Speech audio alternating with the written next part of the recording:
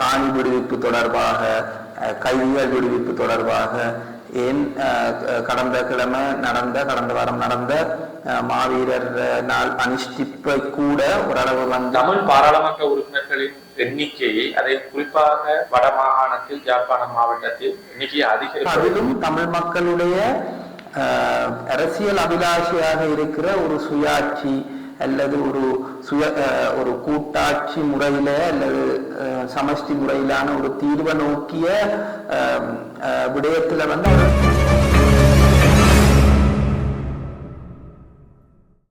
சிலோன் தமிழ் ஒப்புதல் எனப்படுகின்ற சிடிஓ உடமனையத்தின் தர்க்க நகரில் இன்றைய தினம் சட்டவியலாளரும் சமூக செயற்பாட்டாளரும் தந்தை செல்வா அவர்களுடைய பேரனுமாகிய இளங்கோவன் அவர்கள் எங்களுடன் இணைந்து கொள்கின்றார். வணக்கம். வணக்கம். இன அடிப்படையில் எதுவுமே இல்லை என்று கூறுகின்ற ஒரு அரசாங்கம் தற்பொழுது நாட்டிலே இருக்கின்றது. இந்த அரசாங்கம் இன பிரச்சனை தீர்வு விடயத்திலே எவ்வாறான நிலைப்பாட்டை கொண்டிருக்கின்றது? அரசாங்கம் பொருளாதாரம் ரீதியாக, காணி விடுவிப்பு தொடர்பாக, கைதிகள் விடுவிப்பு தொடர்பாக, ஏன் கடந்த வாரம் நடந்த மாவீரர் நாள் அனுஷ்டிப்பை கூட ஓரளவு வந்து அதில் ஒரு வெளிப்பாட்டுத்தன்மையையும் ஒரு முன்னேற்றகரமான ஒரு நிலைப்பாட்டையும் காட்டியிருக்கிறார்கள். ஆனால் அதே நேரம் நீண்ட நோக்கு அரசியல் தீர்வு தொடர்பாக அதிலும் தமிழ் மக்களுடைய அரசியல் அபிலாஷையாக இருக்கிற ஒரு சுயாட்சி அல்லது ஒரு கூட்டாட்சி முறையில அல்லது சமஷ்டி முறையிலான ஒரு தீர்வை நோக்கிய விடயத்துல வந்து அவர்கள் சரியான ஒரு பதிலை கொடுக்கவில்லை. தற்போது அரசியல் யாப்பில் இருக்கிற 13ஆம் திருத்த சட்டத்தினை முழுமையாக நடைமுறைப்படுத்துறதுக்கு தேவையான காணி மற்றும் போலீஸ் அதிகாரங்களை முழுமையாக வழங்குறது மற்றும் அந்த மாகாண சபையை வந்து தேர்தல் வச்சு அந்த மாகாண சபையை நடத்துறது கூட ஒரு தெளிவான நிலைப்பாடு எடுக்கப்படவில்லை. அப்ப அதனால ஒரு சிக்கலான நிலை இருக்குது. நான்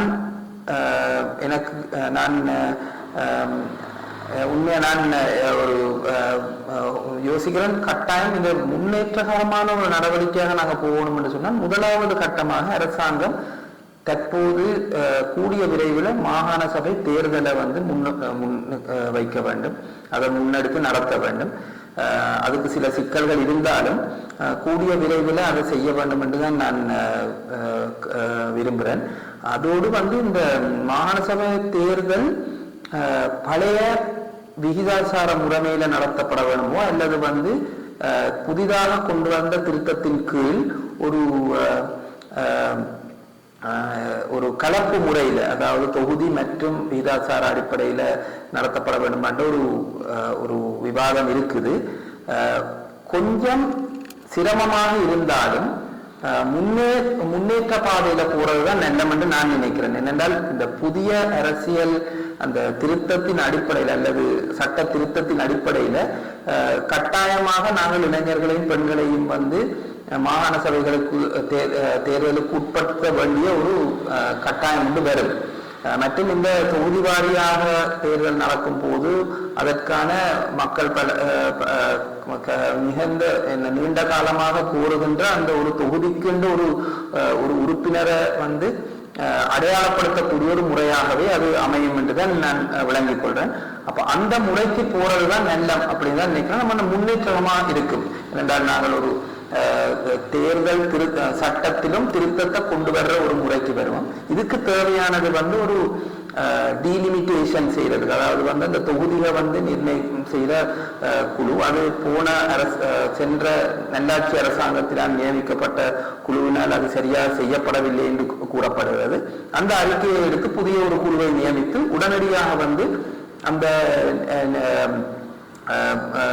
தொகுதிகளை நிர்ணயித்து அடுத்த கட்டமாக தேர்தலை வந்து நடத்தினால் மிக சிறப்பாக இருக்கும். அதுவும் இந்த அரசாங்கம் நிதியை வந்து மிக கவனமாக பயன்படுத்த வேண்டும் என்று நினைத்தால், நாங்களும் படித்த சமூகம், மக்கள் வந்து ஒரே நேரத்தில் 2 தேர்தலில் வாக்களிக்கக்கூடிய தகமை உள்ள எங்களுடைய சமூகம் உள்ளூராட்சி மன்ற தேர்தல்களை மாகாண சபை தேர்தலையும் வந்து ஒரே ஒரே கட்டத்திலேயே வந்து அதை நடத்தி முடிப்பதற்கான சாத்தியம் இருக்கு என்று நான் நினைக்கிறேன். இனப்பிரச்சனை தீர்வு விடயத்தில் தமிழ் தேசியம் பேசுகின்ற கட்சிகள் எவ்வாறான முன்னெடுப்புகளையும் முயற்சிகளையும் மேற்கொள்ள வேண்டும்? எங்களுடைய அரசியல் வந்து ஒரு அரசியல் தீர்வை நோக்கினது மட்டுமாக நாங்கள் இருக்கிறத விட நாங்கள் கொஞ்சம் விஸ்தரிக்க வேண்டும்.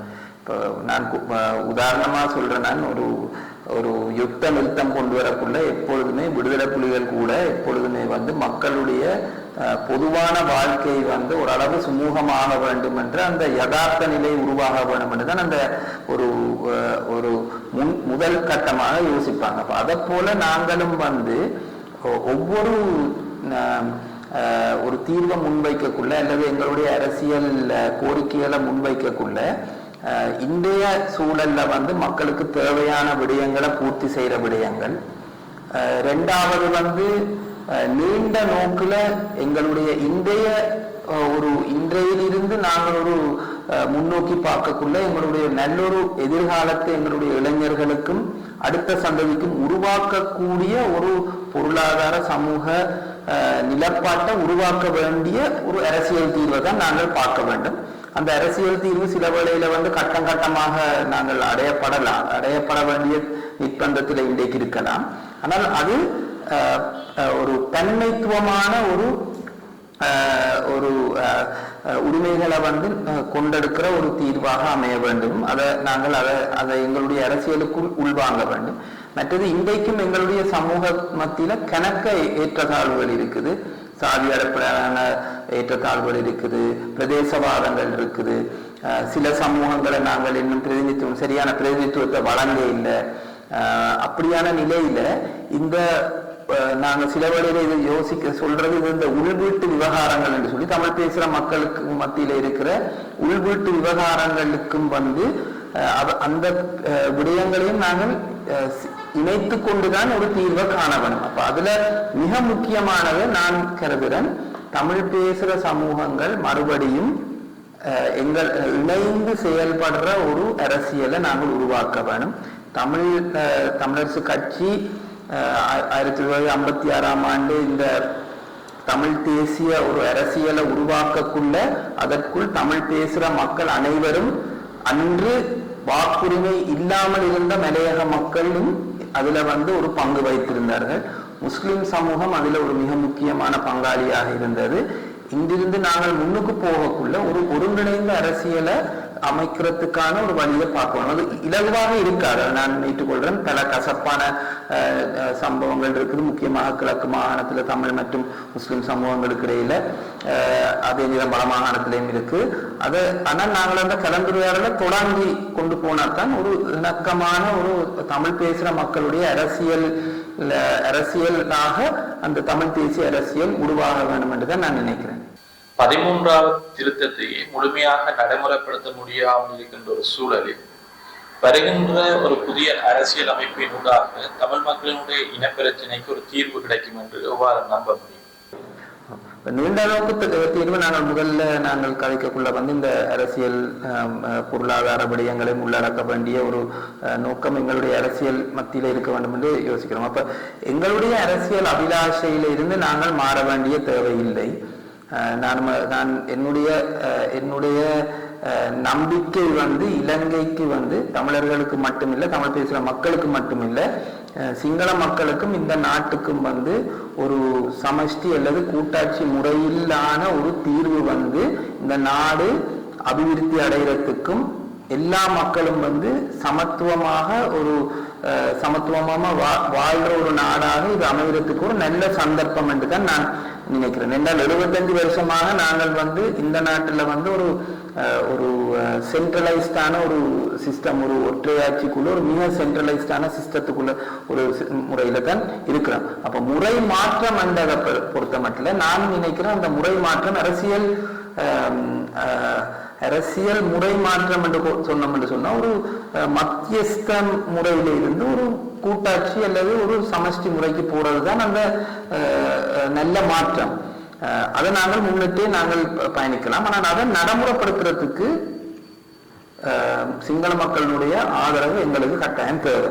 அப்ப நாங்கள் இன்றைக்கு தமிழர்கள் மத்தியில மட்டும் இந்த தீர்வை சம்பந்தமா கதைக்கிறதுல இருந்து நாங்கள் அடுத்த படிக்கு போய் நாங்கள் மறுபடியும் முஸ்லிம் சமூகம், மலைய சமூகம், அவர்கள் 2 பேரும் இந்த விடயத்தில் ஏற்கனவே எங்களுடன் பயணித்தவர்கள், எப்பொழுதும் ஒரு சமஷ்டி அல்லது கூட்டாட்சி முறை தீர்வுக்கு ஆதரவாக இருப்பாங்க.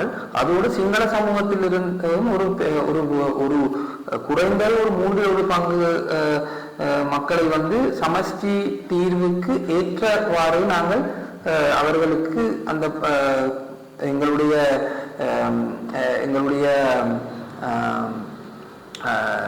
ஒரு பரிந்துரையை கொண்டு போக வேண்டிய மிக முக்கியமான ஒரு சந்தர்ப்பத்தில் நாங்கள் இருக்கிறோம் என்று நான் நினைக்கிறேன். அந்த வழியில முதல் நீங்கள் கூறிய மாதிரி தமிழ் தேசிய கட்சிகள் இந்த சிந்தனையை எங்களுடைய பரப்பை பெருப்பித்து தமிழ் பேசுகிற மக்கள் அனைவரும் அரசியல் ரீதியான சில உடன்பாடுகளுக்கு அதன் அடிப்படையில் எல்லா விடயத்திலையும் நாங்கள் ஒரே நிலைப்பாடுகள் எடுக்க தேவை. ஆனால் இந்த அரசியல் தீர்வு தொடர்பான சில உடன்பாடுகளுக்கு வர வேணும். அதோடு சிங்கள மக்கள் மத்தியிலையும் நாங்கள் அதை முன்னுக்கு கொண்டு போகணும். நீண்ட நோக்கில் நாங்கள் தொடர்ந்து ஒரு சமஷ்டி முறையிலான தீர்வை நாங்கள் நோக்கி செல்லலாம். ஆனால் இந்த கட்டத்தில் சில வரையில் எதிர்வரும் இந்த அரசியல் யாப்புல அதற்கு ஒரு சில முன்னேற்றங்களை மட்டும் நாங்கள் காணக்கூடியதாக இருக்கலாம். அதுவரை நாங்கள் தொடர்ந்து பரிந்துரைக்க வேண்டும், போராட வேண்டும், அதை நாங்கள் நடைமுறைப்படுத்திக் கொண்டு இருக்க வேண்டும். ஆனால் அதே நேரம் எங்களுக்கு வழங்கப்படுற அதிகாரங்களை, அது மாகாண சபையில இருக்கட்டும் அல்லது உள்ளூராட்சி சபைகள்ல இருக்கட்டும், அதை முழுமையாக நாங்கள் பயன்படுத்தி மக்களுக்கான தேவைகளையும் ஒரு நல்ல எதிர்காலத்தையும் உருவாக்குற ஒரு அரசியலை நாங்கள் செய்ய வேண்டும். நான் நம்புறேன், ஒரு அரசியல் யாப்புல மாற்றம், ஒரு புதிய அரசியல் யாப்பு உருவாக்கப்பட்டால் அது இலங்கையர்கள் அனைவருடைய உரிமைகளை மேம்படுத்துற ஒரு யாப்பாக அது இருக்கும் என்று நான் நம்புறேன். உதாரணத்துக்கு தற்போதைய அரசியல் யாப்புல சில குறைபாடுகள் இருக்கும். முக்கியமாக இந்த சமூக பொருளாதார உரிமைகள் அடிப்படை உரிமைகளாக இல்லை. அதே நேரம் இந்த அதிகார பகிர்வு தொடர்பான விடயங்கள் ஒரு மிக மத்தியஸ்த அதிகாரம் கொண்ட மற்றும் அதுல ஒரு ஜனாதிபதி ஜனாதிபதிக்கு மிகுந்த அதிகாரம் கொடுக்கிற ஒரு அரசியல் யாப்புல தான் இந்த அதிகார பகிர்வு செய்யப்பட்டிருக்குது 13 கொண்டு. ஒரு புதிய யாப்பு வரும்போது கட்டாயமாக நாங்கள் அதாவது 2015 இருந்து 17-18 ஆண்டுகள் வரைக்கும் இருந்த நல்லாட்சி அரசாங்கத்தின் உடைய அரசியல் யாப்பு சபையில கொண்டு வரப்பட்ட மாதிரி யாப்பு உரிமை ரீதியாக அனைவருக்கும் முன்னேற்றகரமான ஒன்றாக இருக்கும் அப்படி என்று தான் விளங்கப்படுகிறது. அதிகாரங்களும் கூடுதலாக பகிரப்படும். அதே நேரம் நான் முதல் கூறியதை போல எங்களுடைய அபிலாஷையான ஒரு கூட்டாட்சி முறையிலான ஒரு யாப்பாக இருக்கும் என்று நான் நினைக்கவில்லை. என்றால் அதற்கு சிங்கள மக்களுடைய ஆதரவு தேவை. இன்று வரை எங்களுக்கு சிங்கள மக்களுடைய ஆதரவு அதற்கு இல்லை. அதனால் நாங்கள் அதை நோக்கி பயணிக்க வேண்டும், பரிந்துரைக்க வேண்டும். நான் முதல் கூறியதை போல நாங்கள் அவர்களையும் இந்த முறை மாற்றுக்கு இதுவும் தேவை என்று நாங்கள் அவர்கள் மத்தியில அதை கொண்டு போக வேண்டும். அதே நேரம் இந்த மாற்றத்துக்கு என்ன அந்த மாற்றம் நடக்குமோ அதுக்கு ஏற்ற மாதிரி நாங்கள் அதை கிடைப்பதை நாங்கள் எடுத்து எங்களுடைய சமூகத்தினுடைய எதிர்காலத்தை சரியான முறையில நிர்ணயிக்கிறதுக்கு நாங்கள் வேலை செய்ய வேண்டும். இப்ப சில பேருடைய பொதுவான அபிப்பிராயம் என்னன்னு சொன்னா, தமிழர்கள் ஏதோ பொருளாதார பிரச்சனை இருந்ததாலதான் நாங்கள் உரிமை போராட்டத்தில் ஈடுபட்டோம். ஆனால் நாங்கள் அந்த நிலையில இருந்து உரிமை போராட்டத்தில் ஈடுபடையில்லை. நாங்கள் இந்த நாட்டில் சமத்துவமான ஒரு பொருளாதார அந்தஸ்தான நிலையில இருந்து தான் சம உரிமை சமத்துவத்துக்கான ஒரு போராட்டத்துல தான் எங்களுடைய உரிமை போராட்டம் அமைந்திருந்தது. இன்றைக்கு நாங்கள் பொருளாதாரத்திலையும் சமூக ரீதியாகவும் வந்து பின்னடைந்த ஒரு நிலையில தான் இருக்கிறோம். அது யுத்தம் காரணம். யுத்தத்தினால பாதிக்கப்பட்ட சமூகங்கள் எப்பொழுதுமே பின்னடைவு இருக்கும். அப்ப நாங்கள் இந்த நிலையில நாங்கள் ஒரு சமத்துவமான நிலையை அடைவதற்கு அபிவிருத்தியை சார்ந்தும் அதுக்கு ஏற்ற ஒரு சூழலை கட்டாயம் உருவாக்கணும். சமாதானமான சூழல் வேணும். எங்களுக்கு முதலீடு தேவை. அரசாங்கம் இதுக்கு பேர எங்களுடைய பகுதிகளில் முதலீடு செய்ய போற சந்தர்ப்பம் இல்லை. இந்த நாட்டில் அப்படியான சூழல் இல்லை. அப்ப கட்டாயம் வெளிநாட்டு முதலீடுகள் தேவை. அண்டை நாட்டினுடைய முதலீடுகள் தேவை. எங்களுடைய புலம்பெயர் சமூகத்தினுடைய முதலீடுகள் தேவை. அதுக்கு ஒரு சமாதானமான சூழல் வந்து கட்டாயமாக தேவை. அப்பத்தான் எங்களுடைய இளைஞர்களும் எங்களுடைய சமூகமும் மறுபடியும் எங்களுடைய வடகிழக்கு மாகாணத்துல வந்து முழுமையாக வேரூன்றி அங்க செழித்து வாழ முடியும். அந்த கட்டத்திலிருந்து நாங்கள் தொடர்ச்சியாக வந்து எங்களுடைய அபிலாஷைகளுக்கு நாங்கள் அபிலாஷையில நோக்கி பயணிக்கலாம். அடுத்து வர இருக்கின்ற தேர்தலிலும் அனுராலை வீசுமா? நீங்கள் கூறியது நான் நினைக்கிறேன் அது ஒரு அம்சம். இந்த அனுர அலை என்றது ஒரு அம்சமாகத்தான் நாங்கள் கருத வேணும். அது வடக்குல கட்டாயமாக வந்து என்பிபிக்கான அலை என்றதற்கு மேல கட்டாயம் இந்த ஒரு அனுரக்கான ஒரு அலையாக இருந்திருக்குது. எங்களுடைய அரசியல்ல வந்து நாங்கள் எவ்வளவு தூரத்துக்கு வந்து மாற்றத்தை கொண்டு வர்றோம் என்றதுதான் அந்த அலை வந்து தொடர்ச்சியாக இருக்குமா இல்லையான்றதை தீர்மானிக்கும். என்றால் தேசிய மக்கள் சக்தி அரசாங்கத்துக்கு இப்ப முழுமையான அதிகாரம் இருக்குது. அவர்கள் மக்களுடைய தேவைகளை பூர்த்தி செய்து கொண்டு போகும்போது மக்களுடைய அபிவிருத்தி சார்ந்த மற்றது அன்றாட தேவைகளை ஏன் அரசியல் சார்ந்த சில அரசியல் பொருளாதார உரிமைகள் சார்ந்த விடயங்களை முன்னெடுத்து செல்லும் பொழுது தமிழ் தேசிய அரசியல் அதற்கு சரியான ஒரு அந்த சவாலை ஏற்று நாங்களும் மாறி மக்களுடைய தேவைகளை தன்மையான தேவைகளை மாற்றம் அல்லது முன்னேற்றம் கொண்டு வரக்கூடிய ஒரு அரசியலை செய்ய வேண்டியது மிக முக்கியம். உதாரணத்துக்கு உள்ளூராட்சி மன்ற தேர்தல்கள்ல ஒவ்வொரு பகுதிக்கும் ஒரு அபிவிருத்தி சார்ந்த திட்டத்தை வந்து நாங்கள் முன்வைக்க வேண்டும் என்றால் அந்த பகுதி மக்கள் அதைத்தான் எதிர்பார்க்கிறார்கள். உள்ளூராட்சி மன்றங்கள்ல ஒவ்வொரு பகுதியில வேறு தேவைகள் இருக்குது, சந்தர்ப்பங்கள் இருக்குது. அந்த ஒவ்வொரு மன்றத்திலையும் வந்து நாங்கள் எப்படி அந்த பகுதியை அந்த மக்களுடைய தேவைகள் அங்கே இருக்கிற பொருளாதார வளம் மக்கள் வளத்துக்கு ஏற்ற மாதிரி எப்படியான ஒரு முன்னேற்றத்தை செய்வோம் என்ற ஒரு கருத்தாடலை செய்து அதுக்கேற்ற மாதிரி ஒரு திட்டத்தை முன்வைத்தால் இந்த என்பிபி அல்லது மற்ற கட்சிகளுக்கு முன்னுக்கு நாங்கள் நிற்கலாம். இந்த என்பிபி என்ற ஒரு தேசிய அமைப்பு இன்றைக்கு வந்து அரசாங்க பலத்தினால வளர இல்லை. அவர்கள் வந்து மக்கள் பலத்தினால வளர்ந்தார்கள். ஒரு கட்சி அல்லது ஒரு இயக்கம், அந்த இயக்கம் ஒரு சிந்தனையை கொண்டு வந்த இந்த சிந்தனையை சுத்தி ஒரு பெரிய திரளான மக்கள் திரள் வந்து சேர்ந்துதான் அவர்களை ஆட்சிக்கு கொண்டு வந்திருக்கிறார்கள். இது மிகவும் நாங்கள் மறந்து போற ஒரு வரலாறு என்று சொன்னால் 60ஆம் 70ஆம் ஆண்டுகள்ல தமிழரசு கட்சியும் அதற்கு பிறகு தமிழர் விடுதலை கூட்டணியும் வந்து இப்படியான பல வர்க்க பல தமிழ் சமூகத்தினுடைய பல அம்சங்களினுடைய மக்களுடைய திரளாக ஒரு மிக வலிமையான ஒரு மக்கள் சக்தியாக இருந்தது. தமிழ் பாராளுமன்ற உறுப்பினர்களின் எண்ணிக்கையை அதை குறிப்பாக வடமாகாணத்தில் யாழ்ப்பாணம் மாவட்டத்தில் எண்ணிக்கையை அதிகரிப்பதற்கு எவ்வாறான முயற்சிகளை எடுப்பதன் மூலமாக அந்த எண்ணிக்கையை அதிகரிக்கலாம்? எங்களுடைய வாக்காளர்களில் பல பேர் தமிழ் வடக்கு கிழக்கு பகுதியில் வாக்காளர்கள் பல பேர் கொழும்புக்கு இடம்பெயர்ந்து அல்லது வேலை அல்லது கல்வி போன்ற விடயங்களுக்கு இடம் மாற்றம் செய்து போயிருக்கிறார்கள். அவர்களுடைய சில தேவைகளுக்காக அங்கு இருக்க வேண்டியது முக்கியம். ஆனால் அவர்களுடைய வாக்காளர் பதிவை வந்து அவர்கள் வந்து அவர்களுடைய சொந்த மாவட்டங்கள்ல முக்கியமாக வடக்கிலையும் கிழக்கிலையும் இருக்கிற மாவட்டங்கள்ல அவங்க மீள பதிகிறது ஒரு விடயம். அதே போன்று நாங்கள் புலம்பெயர் தேசத்துல இருக்கிறவர்களுக்கு அவர்கள் இலங்கை பிரஜைகளாக இருந்தார்கள் என்று சொன்னால் அவர்கள் வாக்காளர்களாக பதியும் ஒரு செயல்பாடு ஒன்று தேவை. அதே நேரம் அவர்கள் இலங்கை பிரஜைகளாக இல்லை என்று சொன்னால் அவர்கள் இரட்டை பிரஜா உரிமையை பெற்று வாக்காளராக பதிய வேண்டிய தேவை இருக்கு. அந்த பணியை இங்கே இருக்கிற தமிழ் அரசியல் கட்சிகள், தமிழ் தேசியம் தொடர்ந்து செயல்படுகின்ற பிற சிவில் அமைப்புகள், அத்துடன் எங்களுடைய அரச ஊழியர்களும் அதற்கான ஒரு ஆதரவை வழங்க வேண்டிய ஒரு மிக முக்கியமான தேவை இருக்கிறது.